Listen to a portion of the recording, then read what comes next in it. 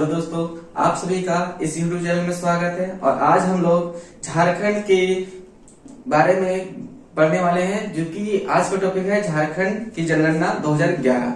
तो आज की इस वीडियो में हम लोग जनगणना 2011 के बारे में पढ़ेंगे। ठीक है, तो इस वीडियो में आप अंत तक बने रहें। और जनगणना में को पढ़ने के बाद सबसे पहले हम लोग कुछ झारखंड के परिचय के बारे में जान लेते हैं। ठीक है, कि झारखंड कब बना था, क्या कितने उसमें राज्य थे, झारखंड के बारे में कुछ बेसिक नॉलेज हम लोग लेते हैं। ठीक है, तो आप लोगों को सबको भी पता है, हमको पता है कि आप लोगों को पता है कि झारखंड जो हमारा बना था वो कब बना था, 15 नवंबर। ठीक है, 15 नवंबर 2000 को बना था। ठीक है, और जब ये झारखंड बना था उस टाइम, तब इसमें कुल 18 जिला को शामिल किया गया था। ठीक है, और झारखंड के बनने के बाद फिर उसमें 6 जिले को शामिल किया गया। ठीक, तो टोटल मिलाकर के झारखंड में जो है वो 24 जिला है। मतलब अभी वर्तमान में पूछा जाए झारखंड में कितने जिले हैं, तो झारखंड में कुल 24 जिले हैं। फिर उस 24 जिलों को प्रमंडलों में बांटा गया। ठीक है, उस 24 जिलों को प्रमंडलों में बांटा गया, जो कि कुल 5 प्रमंडलों में बांटा गया है 24 जिलों को। तो यहाँ पे हम देख सकते हैं बोर्ड में कि जो झारखंड के जितने सारे जिले हैं, मीन्स 24 जो जिले हैं उसको हम यहाँ पे लिखे हैं। ठीक है, और उस 24 जिलों को हम लोग प्रमंडल में बांटे हैं। तो उस प्रमंडल में देखिए, इसमें हम अलग अलग कलर से भी दिखाने का कोशिश किए हैं, जो कि अलग अलग कलर है ना, अलग अलग प्रमंडल को दिखाता है। तो सबसे पहले हम लोग एक साइड से चलते हैं। तो सबसे पहले जो हम लोग देखते हैं कि ये रेड कलर से लिखा हुआ है। ठीक है, तो जो रेड कलर से लिखा हुआ वो एक परगना है, जो कि इसका नाम है संथाल परगना। तो इस संथाल परगना में कुल कितने जिले आते हैं, तो देखिए रेड कलर से लिखा हुआ। तो कौन कौन जिले हैं, पहला साहेबगंज, फिर पाकुड़, गोड्डा, दुमका, देवघर और जामताड़ा। मीन्स ये 6 जिले हैं। ठीक है, तो पूछा जाए क्वेश्चन में कि संथाल परगना में कुल कितने जिले हैं, तो कुल 6 जिले हैं संथाल परगना में। ठीक है, आइए अब हम लोग बात करते हैं जो ब्लू कलर से लिखा हुआ है उस जिलों के बारे में। तो ये जो ब्लू कलर से जो लिखा हुआ है उसको हम लोग बोलते हैं उत्तरी छोटा नागपुर। ठीक है, उत्तरी छोटा नागपुर प्रमंडल। तो इस प्रमंडल में कुल कितने जिले हैं देखते हैं हम लोग। धनबाद 1, गिरिडीह, कोडरमा, हजारीबाग, बोकारो, रामगढ़ और चतरा। तो हम लोग यहाँ पे देख चुके हैं कि कितने जिले हैं, तो कुल 7 जिले हैं। पहला 1, 2, 3, 4, 5, 6, 7 है ना। तो इस 7 जिला को उत्तरी छोटा नागपुर प्रमंडल में शामिल किया गया है। उसके बाद हम लोग आते हैं इस साइड, जो ब्लैक कलर से लिखा हुआ है। कुल 3 जिलों का नाम ब्लैक कलर से लिखा गया है। ठीक है, तो इन 3 जिलों को सम्मिलित रूप से हम लोग बोलते हैं पलामू प्रमंडल। तो पूछा जाए कि पलामू प्रमंडल में कितने जिले को शामिल किया गया है, तो कुल 3 जिले को शामिल किया गया है। उसके बाद हम लोग आइए देखते हैं ये जो रेड कलर से लिखा हुआ है। ठीक है, जिन जिलों का नाम रेड कलर से लिखा हुआ है इस साइड में, वो हमारा दक्षिणी छोटा नागपुर प्रमंडल है। तो दक्षिणी छोटा नागपुर प्रमंडल में कुल कितने जिलों को शामिल किया गया, तो 1, 2, 3, 4, 5 है ना। तो दक्षिणी छोटा नागपुर प्रमंडल में कुल 5 जिलों को शामिल किया गया है। फिर हम लोग देखते हैं इसके नीचे जो ब्लैक कलर से लिखा हुआ है ना, ये भी कुछ अलग प्रमंडल को दिखाता है। तो ये जो दिखाया गया सरायकेला खरसावां, पूर्वी सिंहभूम, पश्चिमी सिंहभूम। ठीक है, तो ये पूर्वी सिंहभूम, पश्चिमी सिंहभूम, सरायकेला खरसावां ये सम्मिलित रूप था। इसमें ना सबको हम सिंहभूम के नाम से पहले जानते थे, लेकिन बाद में फिर जिला के डिवाइड होने के बाद ये 3 भागों में बट गया, 3 जिलों में बट गया, पूर्वी सिंहभूम, सरायकेला खरसावां, पश्चिमी सिंहभूम। ठीक है, तो हम लोग इस तरह से यहाँ पे देखें कि झारखंड के जिलों को प्रमंडल में बांटा गया है, जो कि कुल 5 प्रमंडल है। कौन कौन, संथाल परगना, उत्तरी छोटा नागपुर प्रमंडल, पलामू प्रमंडल, दक्षिणी छोटा नागपुर प्रमंडल और ये कोलाहल प्रमंडल। ठीक है, इसको कौन सा प्रमंडल बोलते हैं, कोलाहल प्रमंडल। तो अब यहाँ बात करते हैं झारखंड की राजधानी। तो यहाँ पे देख चुके हैं, हम लोग को सबको पता है कि झारखंड की जो राजधानी है वो कहाँ है, रांची। देखिए हम बीच में रेड कलर से डॉट लगा दिए हैं, क्योंकि ये झारखंड की राजधानी है। एक और क्वेश्चन पूछा जाएगा कि झारखंड की उप राजधानी कौन सा है, तो झारखंड की उप राजधानी हमारा दुमका हो जाएगा। कौन हो जाएगा, दुमका। इतना बात क्लियर है। अब हम लोग आते हैं कुछ इसके बाउंड्री के बारे में जान लेते हैं, ठीक है। तो सबसे पहले उसके लिए मैप हमको जानना पड़ेगा। तो यहाँ पे देखिए जो मैप है, मैप अगर बुक में देखिएगा तो जो ऊपर की ओर होता है वो ऊपर की ओर कौन सा दिशा को दर्शाता है, तो नॉर्थ दिशा को दर्शाता है, मतलब उत्तर दिशा, मतलब ऊपर की तरफ उत्तर, नीचे की तरफ साउथ मतलब दक्षिण, इधर हो जाएगा ईस्ट मतलब पूरब, इधर हो जाएगा वेस्ट मतलब पश्चिम। मतलब ये वाला जो पार्ट हुआ वो पूरब, ये वाला पार्ट पश्चिम, ऊपर वाला पार्ट उत्तर, नीचे वाला पार्ट दक्षिण, ठीक है। देखते हैं कि झारखंड को कौन कौन से राज्य हैं जो छूती है। तो अगर हम लोग उत्तर की ओर बात करें तो उत्तर की ओर कौन सा राज्य है झारखंड के ऊपर में, तो बिहार। कौन सा राज्य है, बिहार राज्य है, ठीक है। तो ऊपर की ओर बिहार है। तो नीचे की ओर कौन सा हो जाएगा, नीचे की ओर उड़ीसा,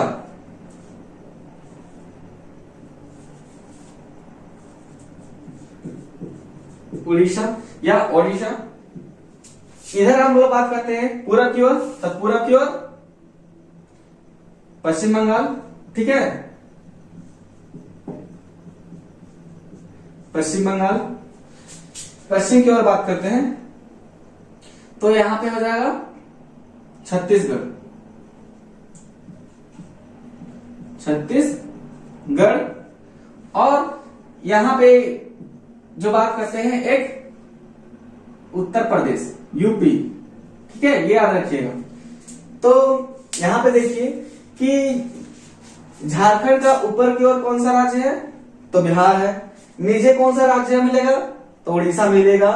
पूरब की साइड कौन सा राज्य मिलेगा, तो पश्चिम बंगाल मिलेगा। पश्चिम की ओर कौन सा राज्य मिलेगा, तो छत्तीसगढ़। और एक यहाँ पे एक लौता ऐसा राज्य है जो एक जिला को टच करती है, उत्तर प्रदेश है, जो गढ़वा को टच करती है, ठीक है। तो झारखंड के कुल कितने राज्य हैं जो स्पर्श करती है झारखंड के सीमा के साथ, तो कुल 5 राज्य। पहला बिहार, दूसरा पश्चिम बंगाल, तीसरा उड़ीसा, फिर छत्तीसगढ़, फिर यूपी, ठीक है। लंबाई और चौड़ाई, तो देखिए अगर हमारे झारखंड को पूछा जाए कि यहां से यहां तक की लंबाई कितनी है, ठीक है, तो यहां से यहां तक अगर लंबाई मापा जाए तो यहां से यहां तक की कुल लंबाई कितनी है, तो यहां से यहां तक की कुल लंबाई 380 किलोमीटर। कितनी है, 380 किलोमीटर, ठीक है। और जब पूरब से पश्चिम की ओर बात करते हैं कि कुल लंबाई कितनी है पूरा यहां से यहां तक, तो 463 किलोमीटर लंबाई है कुल, ठीक है। तो उत्तर से दक्षिण की ओर कितनी है, तो 380, उत्तर की ओर से दक्षिण की ओर 380 किलोमीटर। पूरब से पश्चिम की ओर कितनी किलोमीटर है, तो 463 किलोमीटर, ठीक है। अब हम लोग आते हैं अपने टॉपिक पे जो कि है झारखंड की जनगणना, ठीक है। तो जानते हैं झारखंड की जनगणना, तो अब तक झारखंड की जनगणना कुल 2 बार हो चुकी है, क्योंकि हमारा जो झारखंड था वो कब बना, 15 नवंबर 2000 को बना। उसके बाद जो जनगणना हुई वो कब हुआ था, 2001 में।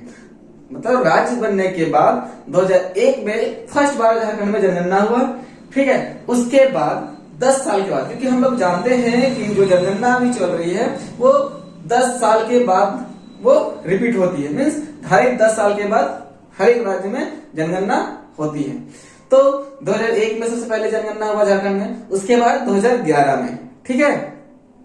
और अभी कुछ होने वाला है जनगणना, लेकिन कोरोना की वजह से टल गया है, ठीक है। वो जनगणना हो रही है, अब उसका बस रिपोर्ट आना बाकी है।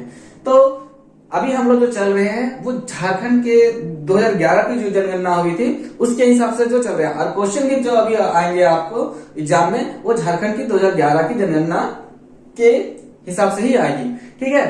तो देखिए हम लोग यहाँ पे झारखंड की जनगणना पढ़ने वाले हैं, वो भी 2011 की, ठीक है। मीन्स अब देखिए कुछ क्या होता है कि 2001 में जो जनगणना हुआ था और 2011 में जो जनगणना हुआ, तो दोनों के बीच में क्या अंतर हुआ वो भी एग्जाम में पूछता है कि अगर कहीं भी वृद्धि हुई जनसंख्या की कोई भी राज्य में, तो वो कितने प्रतिशत वृद्धि हुई, तो वो क्या कहलाएगा, वो दशकीय वृद्धि कहलाएगा। क्या कहलाएगा, दशकीय वृद्धि।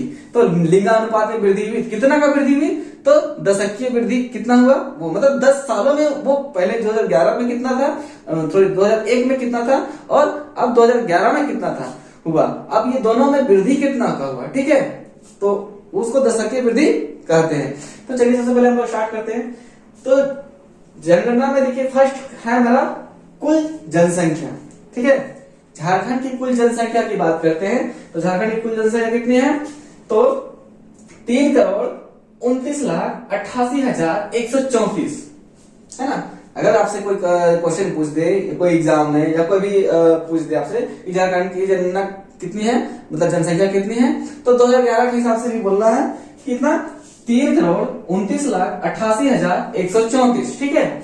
दूसरी हम लोग बात करते हैं दशकीय वृद्धि दर। अभी जो हम बोल रहे थे हर एक 10 साल में जितनी वृद्धि होती है उसको, जो हमारा दशकीय वृद्धि दर है वो क्या, जनसंख्या के हिसाब से। तो जनसंख्या कितनी वृद्धि हुई है, तो 22.42% की जनसंख्या वृद्धि हुई है 10 सालों में, ठीक है। थर्ड नंबर है जनसंख्या घनत्व। तो जनसंख्या घनत्व क्या है, तो जनसंख्या घनत्व कोई एक एरिया में, तो कितने एरिया में, कोई एक एरिया में कितने लोगों का निवास है, वो जनसंख्या घनत्व कहलाता है। तो कितने एरिया में, तो 1 किलोमीटर स्क्वायर मीन्स लंबाई 1 चौड़ाई 1, ठीक है।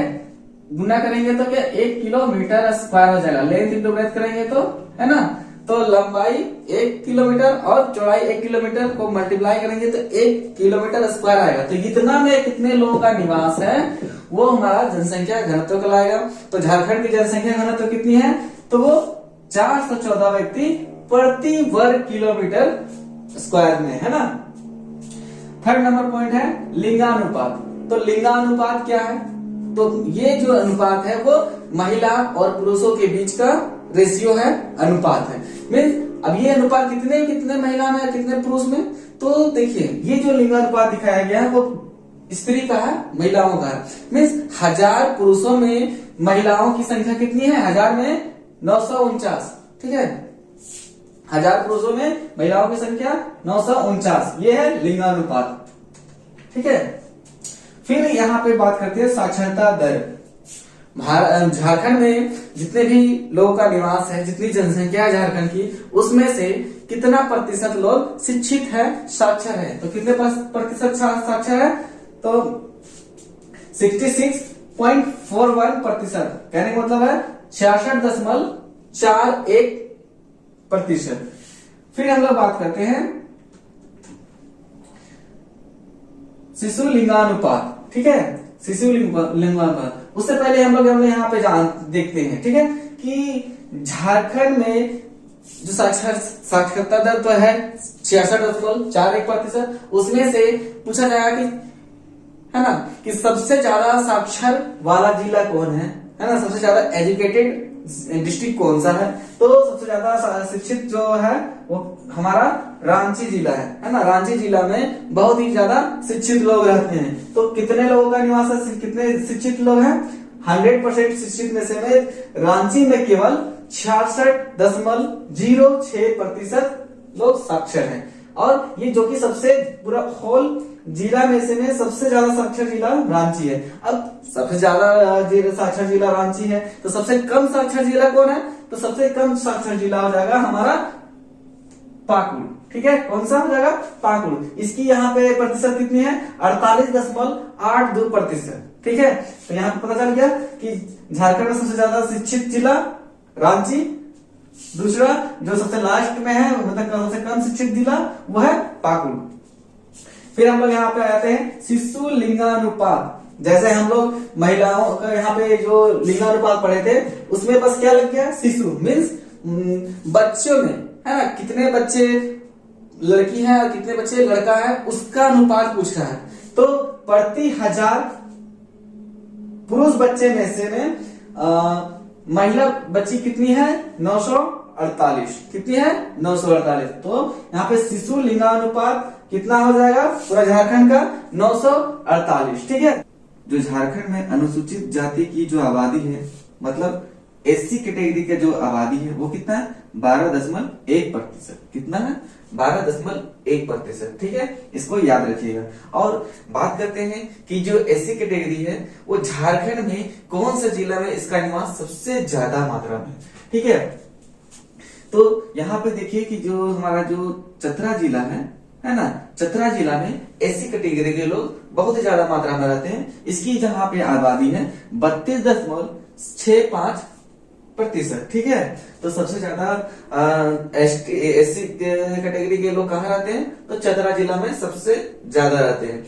और ये जगह चतरा जिला सबसे ज्यादा रहते हैं, तो कौन सा जिला में एससी के लोग, एससी कैटेगरी के लोग मतलब अनुसूचित जाति के लोग सबसे कम मात्रा में रहते हैं। तो जो हमारा एससी कैटेगरी के जो सबसे कम मात्रा रहता है कि आबादी रहती है वो है पाकुड़। ठीक है, पाकुड़ एक हमारा ऐसा जिला है जिसमें एससी लोग सबसे कम मात्रा में रहते हैं। यहाँ पर इसकी आबादी है 3.16%। ठीक है, एससी कैटेगरी की आबादी यहाँ पर कितनी है पाकुड़ में, तो 3.16%। अब हम नेक्स्ट पॉइंट में बात करते हैं अनुसूचित जनजाति। तो अगर झारखंड में पूछा जाए कि झारखंड में अनुसूचित जाति की आबादी कितनी है, तो 26.2%। कितनी है 26.2%। झारखंड में कुल झारखंड में अगर एसटी कैटेगरी है ना, मीन्स अनुसूचित जनजाति की बात किया जाए तो इसकी आबादी 26.2% है। अब यहाँ पे सवाल उठता है कि झारखंड में कौन सा ऐसा जिला है जिसमें एसटी कैटेगरी के लोग सबसे ज्यादा मात्रा में निवास करते हैं, तो वो हमारा है खूंटी। ठीक है, खूंटी एक हमारा ऐसा जिला है जिसमें एसटी कैटेगरी के लोग सबसे ज्यादा यहाँ पे निवास करती है। यहाँ पर इसकी जो जनसंख्या है वो कितना है 73.25%।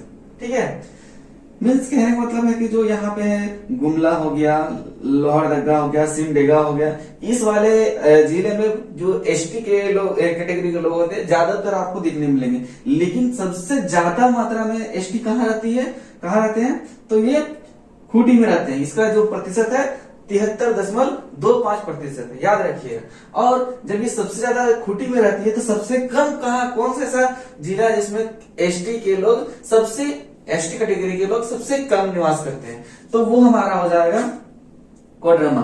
कोडरमा एक ऐसा जिला है जिसमें एसटी कैटेगरी के लोग सबसे कम मात्रा में यहाँ पे निवास करती है। यहाँ पे इसकी आबादी है देखिए 0.93%।